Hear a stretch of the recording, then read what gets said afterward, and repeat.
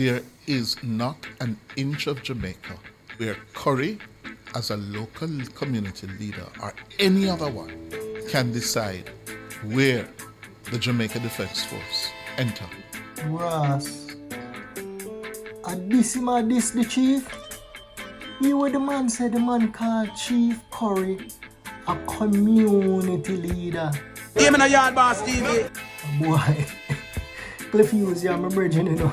But you're dead wrong for that one, yeah. You're dead wrong for that one, yeah, Cliff Hughes. Dead wrong. Listen, my people.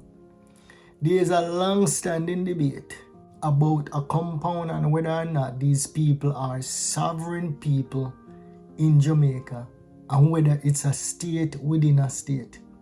It's not a state within a state. They have an autonomous zone. They control that the territory there ever since 1838 or 1837, somewhere around there. And the treaty is still in effect. And Cliff Hughes, you're smarter than this, you know. Why are you leading the people astray? Yeah, I'm a virgin, you know. But Cliff, there's a reason why Andrew Holness cannot deploy the soldiers in a compound unless they are invited. Here are the reasons. This is an unbiased analysis. Me not depend nobody's side. But does the government need permission to enter a compound? Yes. Under the 1738-1739 treaty, the Jamaican government, formerly British, must not enter Maroon land without notice or permission. The treaty states that Maroon controlled their own internal territory. Colonial forces were not allowed to march into Maroon land unless invited, requested for joint operation, or a treaty violation occurred. Yes, them can't just go in there. I know so it goes Mr. Cliff Hughes. So this was a core protection of the treaty. So yes, traditionally, permission is required. When me say permission is required, does entering a compound without permission violates the treaty? Yes, entering without permission would be considered a treaty violation. Historically, British troops could not enter Maroon territory freely. Jamaica inherited this structure at independence. No Jamaican law or constitution amendment has formally dissolved the treaty. So therefore, sending the Jamaica Defense Force into a compound without Maroon authorization would be a breach of historical treaty obligations. But what about modern Jamaican law? Does Jamaica recognize the treaty today? This is where things become complex. When Mr. Cliff Hughes said the soldier them can go anywhere, Jamaica acts as though it has full sovereignty. But Jamaica has never formally voided or repealed the treaties. So legally, Jamaica claims authority over the entire island. Maroons claim autonomous rights under a still valid treaty. The UN recognized Maroons as indigenous people with treaty rights. This creates a dual claim zone. The government say Afiwi and the Maroons say Afiwi. What happens after a disaster like Hurricane Melissa? In disaster situation, both sides usually work together because lives are at risk. Infrastructure is destroyed. Medical help is needed. Maroon communities want assistance but not domination. Government wants to help but must respect political sensitivity, historically and practically. Government agencies like the JCF, JDF, ODPEN waits for an invitation or formal acceptance from the Maroon Council before entering. This avoids treaty conflicts, political drama, public backlash, claim of government invading Maroon land.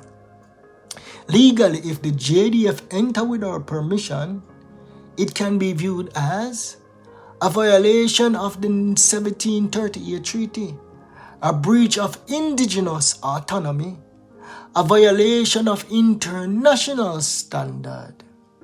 Maroons could file a formal complaint, escalate to the UN, claim encroachment on sovereign territory, trigger a public constitutional debate. The government of Jamaica typically avoid these fights. Realistic ground truth. Here's what actually happened in real life. The JDF informs the colonel. The colonel gives verbal or written permission.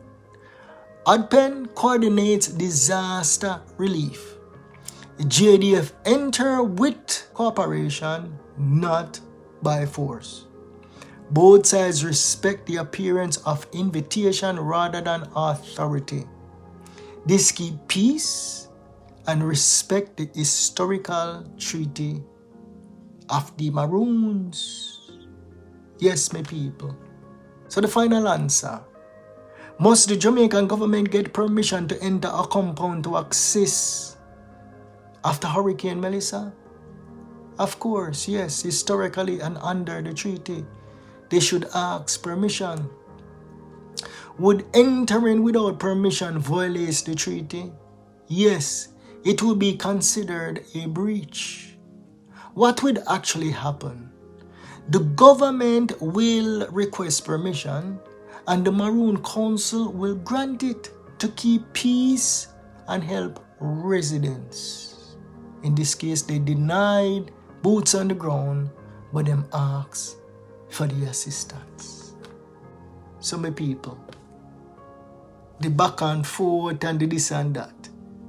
Uno no think say if the government could actually go in there and do whatever them feel like doing, them would have gone in the long time. Them would have gone in the long time. But the council and the chief, regardless if it's Richard Curry or whoever in charge over there, they're going to enforce their treaty.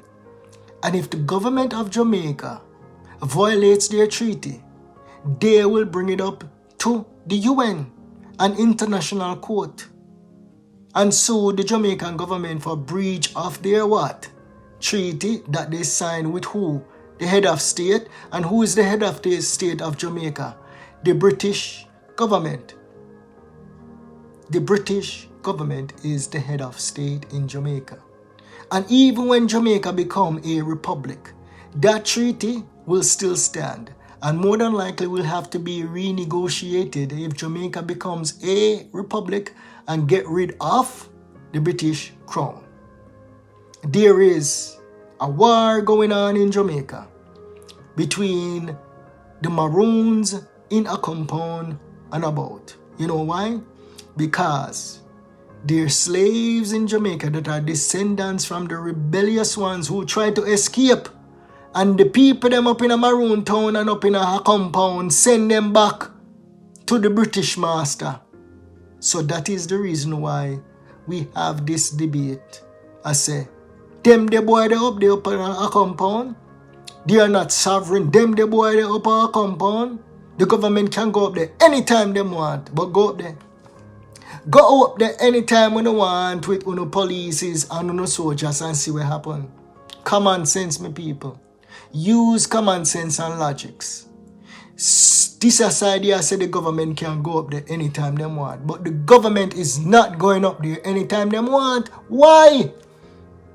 Because there's a treaty that is still in existence up there in a compound. Why do we continue to have these debates? Why? It is so simple. Because we as a nation, we don't like to research. We don't like to dig. We take this aside here and say we have a treaty. We take this one here and say them not have a treaty. And Jamaican government can go in there anytime. But instead, I am here to give you the truth. Me no depend the Accompong side. Me no depend the government side. Me no depend Cliff Hughes side. I went ahead and dug and researched. And there is in fact, the treaty is still in existence up until today. And that is the reason why the government needs permission when Andrew Holness was going up there the other day. I guarantee you that Andrew Holness and all those, you see the long line of military and police will follow Andrew Holness go up in our compound? Why he had to go up there in a compound with so much police and so much soldier up in a compound? Ask yourself that question. Ask yourself that question. And the more security me ever see Andrew Holness travel with, we're talking about the security detail was maybe like a mile long of cars going up in our compound. I knew that they actually took this serious. Not saying it's because they're going in a compound, but the sentiment around the country is that Andrew Holness is not doing a good job. So I do understand why they would actually ramp up the security forces or his security detail.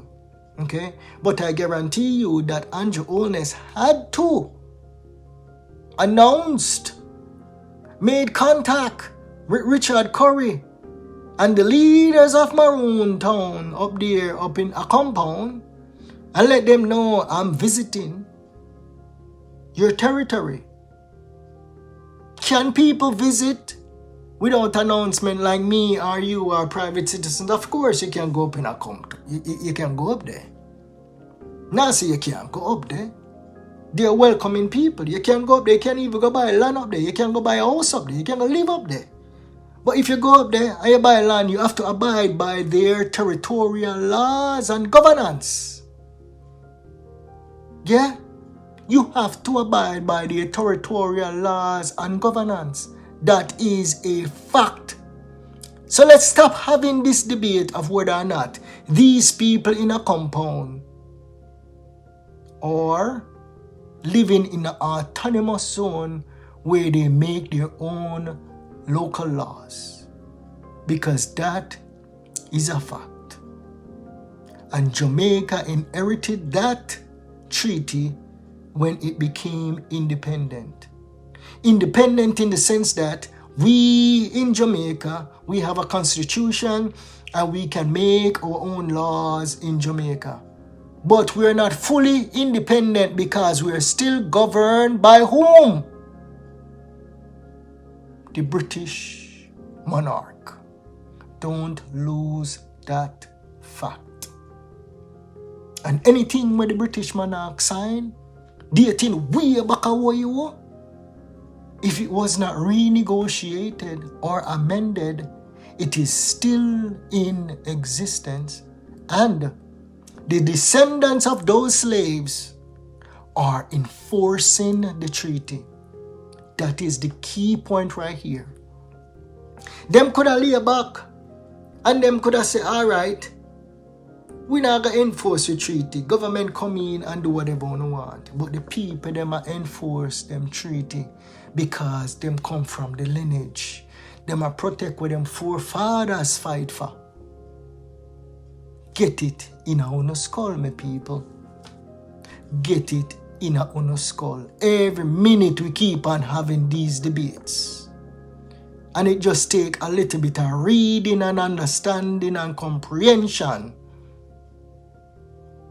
to know, say, if the people them was not enforcing their treaty rights, the government will be free to go up in the cockpit country, or anybody, big companies can go up there and go extract all of the water where they want, cut down all of the tree where they want cut down, pull out all of the gold way up there, pull out all of the natural resources way up there, and take it and go make billions of US dollars. But that is not the case. The people them still a fight and them a protect their territory that their ancestors fought and died for. And we as Jamaicans must respect that, because the people them dead for it and them defeat the white man for it. the Englishman faith. So let's respect that as Jamaicans. Can we at least do that? Can we at least put this to rest now? Can we at least put this to rest now? Because there is an actual treaty in place. And the government of Jamaica have no other choice but to respect that treaty, because the people them up in Accompong, they are enforcing that treaty. Them not have a bag of money. They're trying to have a cordial relationship with the government. They do depend on government services. Hospital, lot of the people them up there work for the government. But even those who are against Richard Curry, you think them are going to want the government to come in there and take over the whole of compound and come mining our compound? You would have seen how quick even the people them who are against Richard Curry are going to say, no, Mr. Government, man, we don't want you up here to come mine and give the people them, what them call it, asthma and all of them thing. No, they're against him. And it is just like in any democratic society where people may have disagreements. But there comes a time when there's a common consensus within that Maroon community that they want to protect their land. They're not a sovereign country within Jamaica. Them still depend on the Jamaican state. But the Jamaican state is actually respectful of the treaty. And Mr. Andrew Holness understands this. And I must say, over the years, the Jamaican government has been doing a good job to respect the Maroon Autonomous Zone. So, my people, that is the reason why military and the police force need permission to enter into a compound for any extended period. We're not saying that they can't go in there. Of course, them can go in there. But to go in there for an extended period and go occupy the place, that is a no-no. They need permission from the leaders. Of course you can drive go up in there. Police can drive up in there. I'm sure they drive go up in there regularly. Yeah, I'm sure them drive go up there regularly. But you see the video that went viral a couple years ago? If the Maroon people them confront them and say come out, them have to come out. Them have to retreat. Me hear people are say them a whole heap of illegal gun they down a Maroon town. Go up there, go arrest them now, say them have them gun up there. Go up there, go arrest them now. Me don't know how that one they work, but the people them have them own laws up there. So this a government lawyer, if your gun is not registered by the this and that, does that apply to the Maroons? No, that not going to apply to the Maroons. That is not going to apply to the Maroons. And if you're a lawyer and you're a scholar, let me know. That does not apply to the Maroons. So this whole thing about, oh, them have body heap of gun up there, and so what? You see them a kill off each other up there? Nobody are dead up a Maroon town. Nobody not dead up a Maroon town. The people them are peaceful. The Maroons are some of the most peaceful people in Jamaica. No crime not up there. Even though you see them on TV a cuss and a galang, them love each other. Yeah. You pick for one of them and see if the whole of them not gang you up there.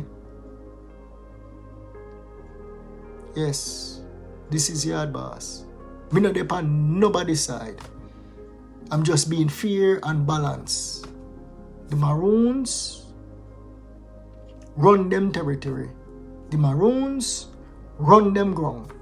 And if them need help from the government, they will ask. And the Jamaican government has been doing an excellent job over the years. When the Maroons enforce their sovereignty, the Jamaican government does not use force. They pull back and say, all right, my boss. All right, my boss. You win, my boss. So, people might enforce them thing, make them go and enforce them thing because it is legal and it's recognized by the UN. And if you mess with them and you tramp upon them rights, they might go take you in front of the UN or in international court. I rest my case, and hopefully this is the last time that we're going to debate this. Hopefully this is the last time we're going to debate this. All right, Mr. Cliff Hughes? Give the people them the right information on Mr. Cliff Hughes. Do me, I beg you. You're smart, you're eloquent, you are bar none one off or maybe the #1 journalist in Jamaica right now. You know better, Mr. Cliff Hughes. You know better. All right, my boss. Until next time, walk good, my people. This is Yard Boss. Peace out. Game in a Yard Boss TV. Yo,